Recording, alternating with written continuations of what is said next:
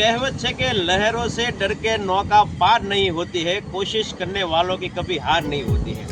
ये ज कहावत आज अँ चरितार्थ थती देखाय छे।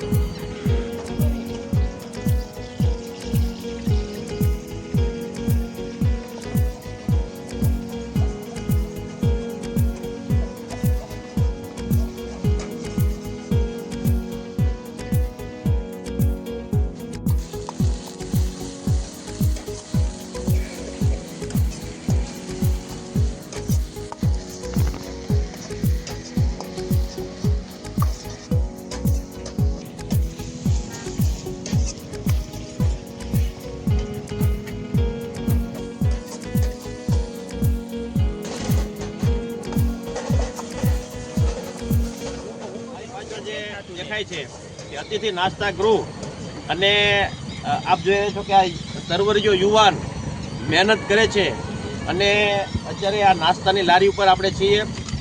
જે લોકો એમ કહે છે કે રોજી રોટી નથી, ક્યાંય ધંધો નથી મળતો, નોકરી નથી મળતી, એને એવા યુવાનો માટેનો ખાસ આ સંદેશ વિડીયો બનાવવા પાછળનો ધ્યેય માત્ર એ છે કે મિત્રો તમારે મહેનત કરો અને રોજી રોટી કમાવી છે, ધંધો કરવો છે તો કોઈ વસ્તુ અશક્ય નથી।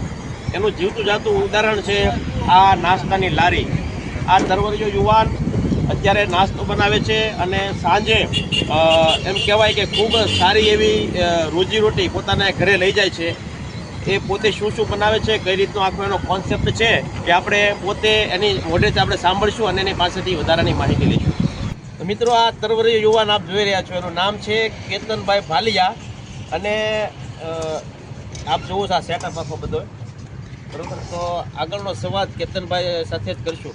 કેતનભાઈ, આપને આ વિચાર કઈ રીતના આવ્યો? આખો વિચાર એમ આવ્યો કે અમારે ખુદના દમ ઉપર બનાવવું છે, એટલે ધંધો ખુદના દમ ઉપર કરવો છે। બરોબર, કોઈની નીચે તમારે કામ નથી કરવું, પોતાના દમ ઉપર કોઈ સેટઅપ ઊભો કરી અને આખો ધંધો વિકસાવવો છે। મિત્રો, આવો જ ભાવ ભારત દેશના દરેક યુવાનોમાં હોવો જોઈએ કે પોતાના દમ ઉપર કંઈક કરી છૂટવાની ભાવના હોવી જોઈએ।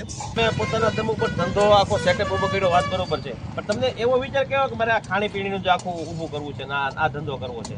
કેમ કે ખાણીપીણીમાં મને રસ હતો ને મારા પપ્પાએ કહેતા કે આ ખાણીપીણીનું કર તો ધંધો સારો થાય।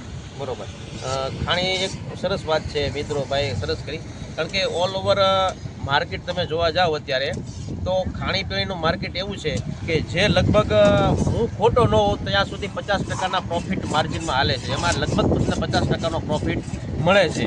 જો તમે સારી રીતે કોઈ લોકોને સારો રસોઈ અથવા સારો નાસ્તો બનાવી અને ખવડાવો તો તમારો નાસ્તો સારો ચાલશે, તમારી દુકાન સારી ચાલશે અને તમને નફો પણ સારો મળે છે। બરાબર કેતનભાઈ, તમે આ બનાવતા ક્યાં શીખ્યા? તમે બનાવતા તો નોકરી શીખો, 2 મહિનામાં ભર્યા બનાવતા શીખતા।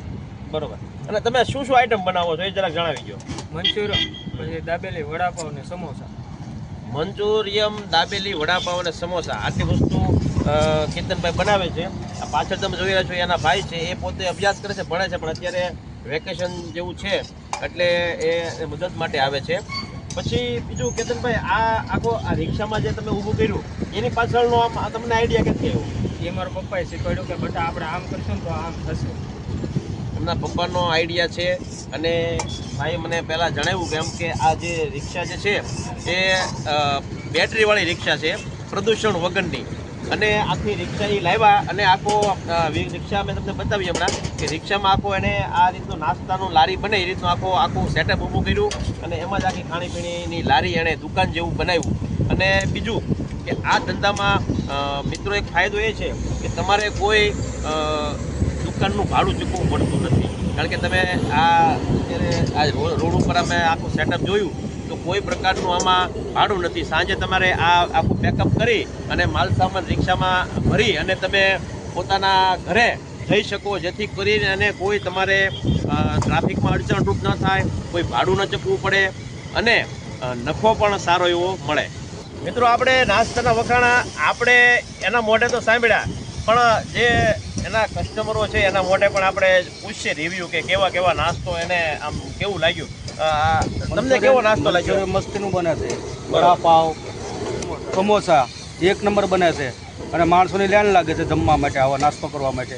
અને સાંજના 4 વાગે ખોલી નાખે છે અને રાત્રે 9 વાગ્યા સુધી ત્યાં રહે છે. બરોબર. મિત્રો એક બીજા કસ્ટમર છે, એ પોતે અહીંથી નીકળી રહ્યા હતા, પોતે મુંબઈ રહે છે અને લારી જોઈ અને ગાડી મૂકી અને પોતે નાસ્તો કરવા માટે આવ્યા. આપણે એનો રિવ્યુ પણ જાણીએ કે એને નાસ્તામાં કેવી મજા આવી. આપનું નામ જણાવો પહેલા. સ્મિતભાઈ. સ્મિતભાઈ છે, પોતે મુંબઈમાં રહે છે. કેવું લાગ્યું તમને નાસ્તો? નાસ્તો તો એકદમ જોરદાર છે. એકદમ આનો નાસ્તાનો રિવ્યુ અમે એવું ઈચ્છીએ છીએ કે તમે मराठीમાં આપो. मी आता मंचुरियन टेस्ट केलं होतं. काय झणझणीत, काय काय टेस्ट आहे तर तुम्ही विचारू नाही शकणार की कसा टेस्ट आहे त्या मंचुरियनचा. आणि तुम्ही समोसा खा जोरदार. आता मी दुसरी टाइम ऑर्डर देते. મિત્રો, આ સ્મિતભાઈનો મરાઠીમાં નાસ્તાનો રિવ્યુ હતો. આમાં લગભગ તો અમને ખ્યાલ નથી આવ્યો, પણ એ એમ કહેવા માગે છે કે બહુ સરસ, મસ્ત અને ચટાકેદાર મંચુરિયમ અને સમોસા એકદમ સ્પાઇસી હતા અને બહુ સારો નાસ્તો હતો.